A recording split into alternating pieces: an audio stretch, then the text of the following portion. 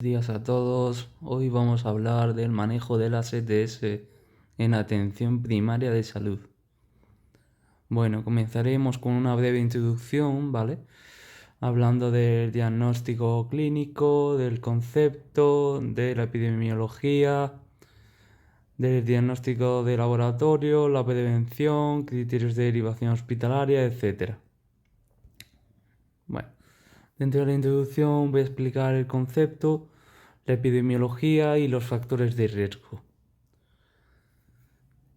¿Qué son las ETS? Las ETS se conocen como las enfermedades que se pasan de una persona a otra a través del contacto sexual, incluyendo la clamidia, la gonorrea, los herpes genitales, el virus del papiloma humano, la sífilis y el VIH. Muchas pueden pasar asintomáticas por un largo tiempo. Aún así, aunque pasen asintomáticas, pueden hacer daño y transmitirse durante las relaciones. Dentro de la epidemiología destaca que son muy comunes, especialmente las personas jóvenes, que tienen un mayor riesgo de contagio. Por tener más de una pareja, son personas reacias a hablar de su vida sexual, no suelen hacerse pruebas de control. Y, por ejemplo, cada año alrededor de 20 millones de casos nuevos de ETS ocurren en Estados Unidos y cerca de la mitad se dan en personas de 15 a 24 años. Dentro de los factores de riesgo de padecer ETS, tener menos de 25 años, mantener contacto sexual con alguien que padezca una ETS, mantener relaciones sexuales con diferentes parejas, tener una nueva pareja sexual en los últimos meses, antecedentes previos de ETS, aquellos que trabajen en la prostitución o sus clientes, consumo de drogas y alcohol, especialmente asociado a relaciones sexuales, el uso inconsistente de preservativo con parejas casuales o ser víctima de violencia sexual. Bueno, brevemente dentro de la clasificación, aquí distinguiríamos entre los agentes etiológicos, entre bacterias, virus, protozoos, hongos y artrópodos, que describiremos con más detalle más adelante. Bueno, yo voy a hablar de estas enfermedades, de la uretritis y la cervicitis, de la proctitis y proctocolitis, la vulvovaginitis y sus diferentes tipos, la balanitis o balanopostitis, que son diferentes entidades, de las úlceras y verrugas genitales, de la ectoparasitosis y del molluscum contagiosum. Dentro de las uretritis y las cervicitis, las ETS son la causa más frecuente, siendo también frecuente la coinfección de varios agentes, entre ellos la gonorrea y la clamidiasis, u otros agentes como el Mycoplasma genitalium, Trichomonas vaginalis, adenovirus o virus del herpes simple.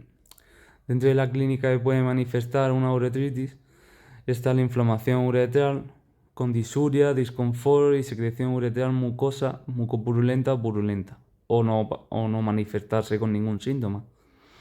Así como la cervicitis puede pasar asintomática o presentar a la exploración un exudado cervical mucopurulento o un sangrado cervical que muestra la fragilidad del tejido al roce. El diagnóstico se hace por la clínica y por una exploración física compatible, además de realizar otras pruebas complementarias como es la PCR a tiempo real y el cultivo de los diferentes agentes en el exudado uretral o cervical. El tratamiento indicado de primera línea sería la ceftriaxona de 500 miligramos vía intramuscular más la acitromicina de 1 gramo vía oral en dosis única.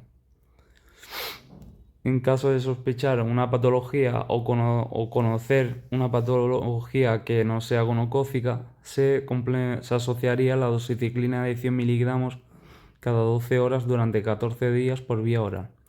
Si no hubiera disponible ceftriaxona, podríamos usar cefixima en 400 miligramos más acitromicina 2 gramos en vía oral en dosis única. En aquellos alérgicos a la penicilina, se puede usar, está indicado la gentamicina 240 miligramos por vía intramuscular más acitromicina de 1 gramo por vía oral en dosis única. Recordad que no se pueden usar, están contraindicadas las quinolonas o las tetraciclinas en gestantes, y las parejas del paciente infectado siempre deben tratarse, aunque no tengan síntomas. Aquí dejo un breve resumen de lo explicado. Segunda parte, proctitis, colitis o enteritis. ¿De qué hablamos? De procesos inflamatorios, sobre todo agudos, provocados por patógenos transmisibles por sexo anal receptivo, o fisting en proctitis y proctocolitis, o sexo oral en la enteritis. Aquí los diferentes agentes que pueden provocarlo, principalmente la proctitis, la Neisseria gonorrhoeae, la clamidia trachomatis, el virus herpes simple, la proctocolitis, la shigella, el Campylobacter jejuni, salmonella, el Clostridium difficile, y en la enteritis, el Giardia lamblia, Cryptosporidium o Myctosporidia. Dentro de los síntomas que pueden manifestar la proctitis, puede no dar ningún síntoma o presentar dolor anorrectal, tenesmo rectal, secreción rectal mucosa purulenta y o sanguinolenta, y a veces fiebre y malestar general. La proctocolitis puede dar diarrea sanguinolenta, dolor abdominal acompañado de fiebre y malestar general. La enteritis se manifiesta por náuseas, vómitos, diarrea, distensión abdominal, flatulencia, pérdida de peso y fiebre. Entre los signos que caracterizan una proctitis o una enteritis, podemos encontrar una úlceras en región perianal o en el canal anal, edema y eritema de la mucosa rectal, o una secreción mucopurulenta y o sanguinolenta, como ya se ha explicado, en el área rectal. El diagnóstico se haría por cultivo de muestras de sudado rectal, así como por PCR a tiempo real y cultivo de los distintos agentes en el sudado rectal, y estudio parasitológico y bacteriológico de las heces. También deberían de hacerse un estudio de despistaje de otras ETS como el VIH y de contactos sexuales. En la proctitis está indicada la doxiciclina 100 cada 12 horas durante 7 días más ceftriaxona de 500 miligramos vía IM. En caso de sospechar una afectación por herpes simple, se puede asociar valaciclovir 500 cada 12 durante 5 a 10 días.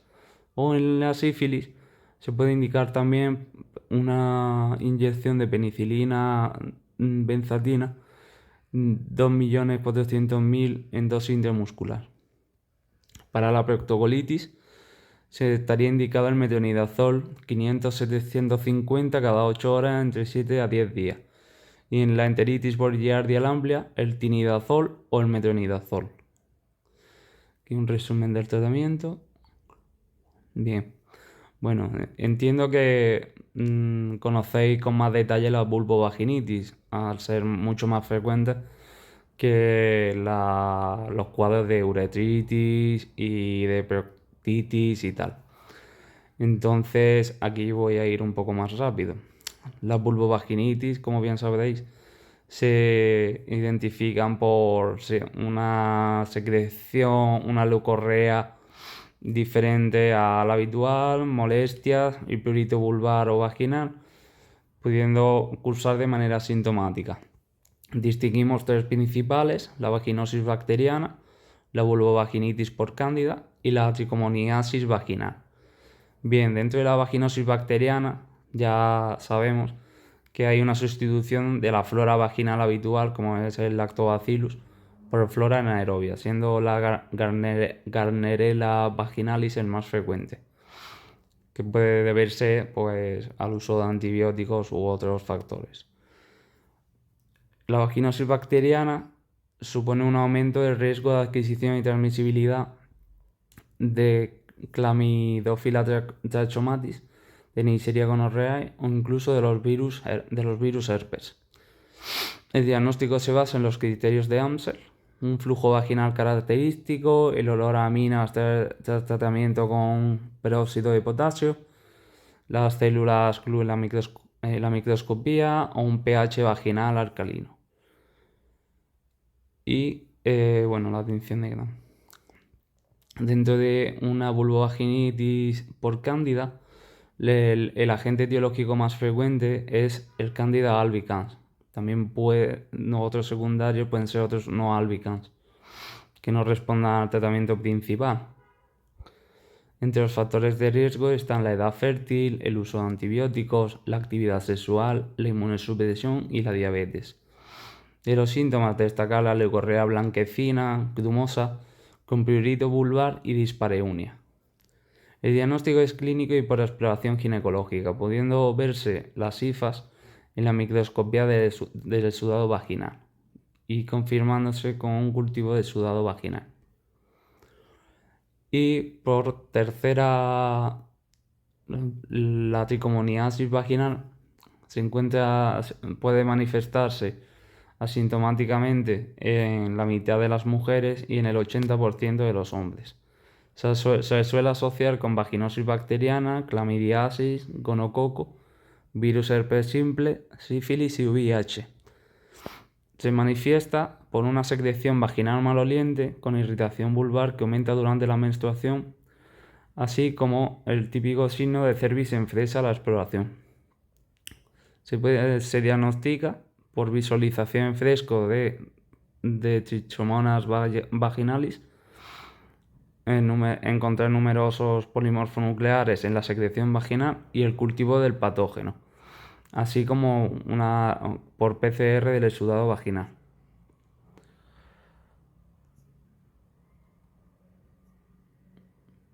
Bueno, el tratamiento de las diferentes vulvovaginitis. Está indicado en la vaginosis bacteriana tratar a pacientes sintomáticas o previo a un procedimiento obstetroginecológico. Podemos usar el metronidazol 500 miligramos cada 12 horas vía oral durante 7 días o por vía tópica al 0,75% de manera diaria durante 5 días. La alternativa, la clindamicina en crema al 2% una vez al día durante 7 días o el tinidazol por vía oral. Frente a la candidiasis está indicado el clotrimazol en 500 miligramos en óvulos vaginales o en 200 miligramos en óvulos vaginales igualmente, así como en crema intravaginal al 1% durante 7 a 14 días. La alternativa sería el fluconazol por vía oral en monodosis. Y de la tricomoniasis estaría indicado el tratamiento en pacientes sintomáticos, asintomáticos y en sus parejas sexuales, aconsejándose un cribado de otras ETS. Estaría indicado el metronidazol o el tinidazol 2 gramos en monodosis. Normalmente, cuando no funciona el tratamiento, suele deberse a una falta de adherencia al tratamiento o a una reinfección. Entonces se suele recomendar la abstinencia sexual hasta 7 días tras la toma antibiótica. Bueno, tercer capítulo.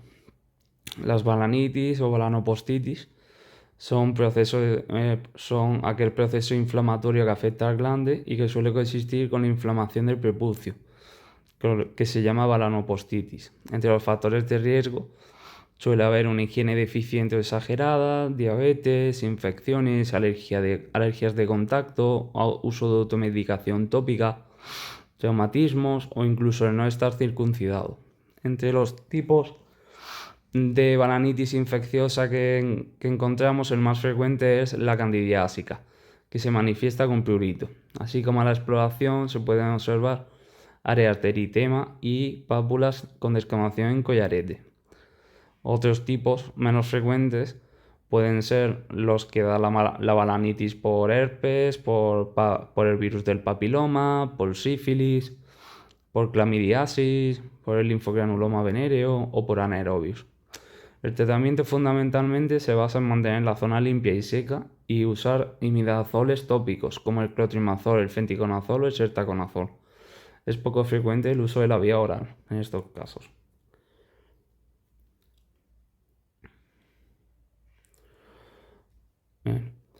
Las úlceras y verrugas genitales por el virus del papiloma humano y condilomas acuminados. Bueno, aquí hablamos principalmente del virus del herpes simple y del virus del papiloma humano, que suelen manifestarse por úlceras genitales, las cuales son un factor de riesgo de transmisión del VIH tipo 1. El diagnóstico suele ser difícil debido a la frecuencia de coexistencia de diferentes microorganismos. El herpes simple es una infección recidivante y persistente producido por el virus herpes 1 o 2. El tipo 2 es el más frecuente a nivel genital. Se diagnostica por PCR y o serología de los anticuerpos. Y el tratamiento indicado es el valaciclovir, 1 gramo cada 8 horas durante 7 días vía oral. El fanciclovir y el aciclovir tienen una eficacia similar y tienen una mayor efectividad si se inicia a las 48 a 72 horas. En caso de recurrencia, se puede recurrir nuevamente al valaciclovir, esta vez en 500 miligramos cada 12 horas durante 5 días por vía oral. Respecto al virus del papiloma humano, se contagia mediante contacto directo con piel o mucosas en el canal del parto o a través de fomites. Es la ETS más frecuente a nivel mundial, siendo más del 80% de los casos una infección transitoria. La persistencia de los genotipos oncogénicos, el 16 y el 18 y el 31, aumenta el riesgo de neoplasias, así como el consumo de tabaco o la coinfección por VIH u otras ETS, destacando el carcinoma de cervix, cuya incidencia ha disminuido gracias a los programas de cribado. Los pacientes con VIH tienen una mayor prevalencia del VPH, destacando neoplasias localizadas en orofaringe y ano, que son localizaciones extragenitales. Luego, el VPH suele ser asintomático, aunque puede manifestarse también por condilomas acuminados anogenitales o neoplasias, que son lesiones. Los condilomas acuminados son lesiones benignas asociadas a los tipos 6 y 11, que principalmente, más que una molestia patológica como enfermedad, produce una molestia estética y psicológica. La citología es la prueba que se emplea en el cribado de displasia cervical y anal por su bajo coste y sencillez. Se diagnostica a través de la PCR a tiempo real.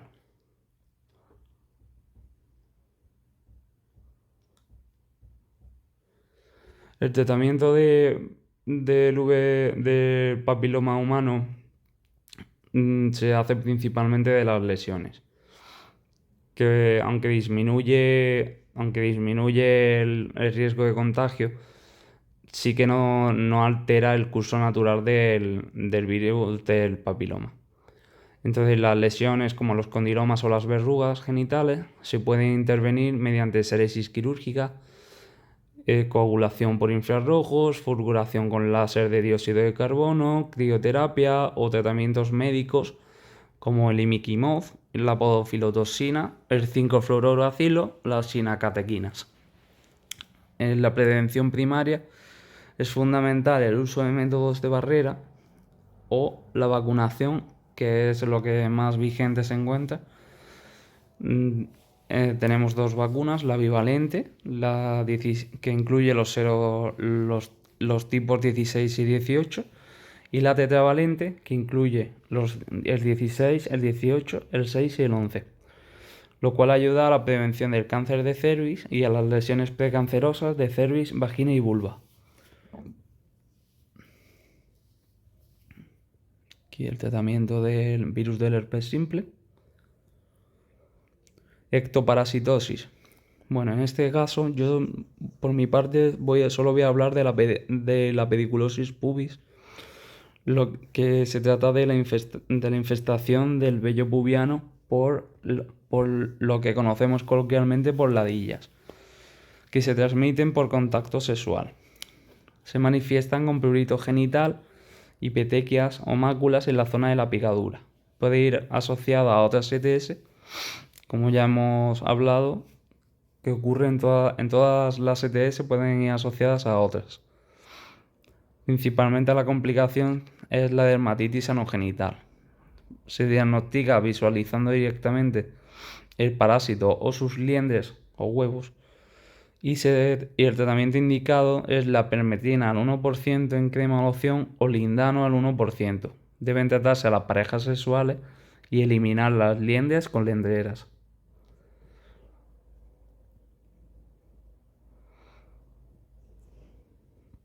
Bueno, y finalmente, terminando con el Molluscum contagiosum, que estrictamente no es una ETS, pero sí que puede considerarse un factor de riesgo como ETS, incluso contagiarse a nivel genital, pero no se considera como una ETS. Se trata de una enfermedad viral benigna muy común causada por el virus Molluscum contagiosum, que excepcionalmente se transmite por contacto sexual, predominando en niños, adultos jóvenes e inmunosuprimidos. Afecta sobre todo a piel y mucosa, frecuentemente en extremidades superiores y tronco, y aparece en áreas genitales por contagio sexual. Se manifiesta clínicamente por pápulas umbilicadas menores de 1 centímetro que no son pruriginosas y pueden agruparse en número variable, desde unas pocas a centenares, y regresando espontáneamente de entre 2 meses a 1 año. El diagnóstico es clínico por el reconocimiento de las lesiones y el tratamiento básicamente es el de las lesiones, con curetaje, crioterapia o aplicación de ácido de peróxido de potasio al 5% en agua. Como siempre, debemos descartar otras ETS concomitantes.